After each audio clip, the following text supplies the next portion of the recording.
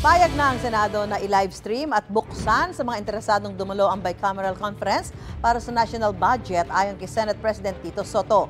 Nakabinbin pa sa Kamara ang resolusyon na payagan ang livestream. Kabilang sa mga inaasahang tatalakayin sa BICAM ang unprogrammed appropriations sa national budget.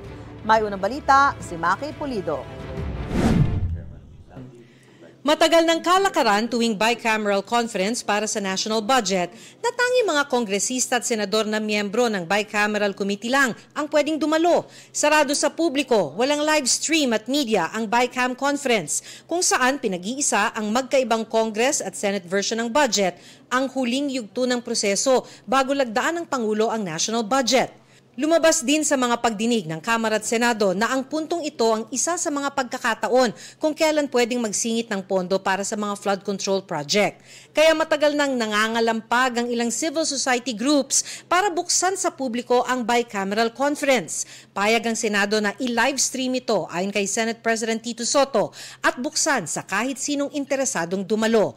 May nakahain namang resolusyon sa Kongreso na payagan ang pag-livestream ng BICAM.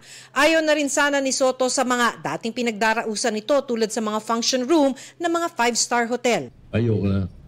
Nagbili na ako sa Senate Secretariat. PICC. O di gobyerno may-ari.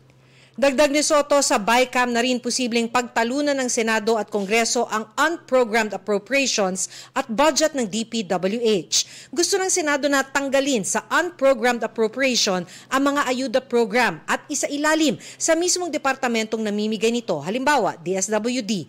Gusto ring tapyasan ng Senado ng aabot sa 15% ang budget ng DPWH. Based doon sa mga testimony ng mga DPWH employees or officials na sinasabi nila na talagang overpriced sila. Ginagawa nila, hinahayaan nilang overpriced kasi para dun sa mga proponent. Para sa People's Budget Coalition, dapat wala ni isang unprogrammed appropriation.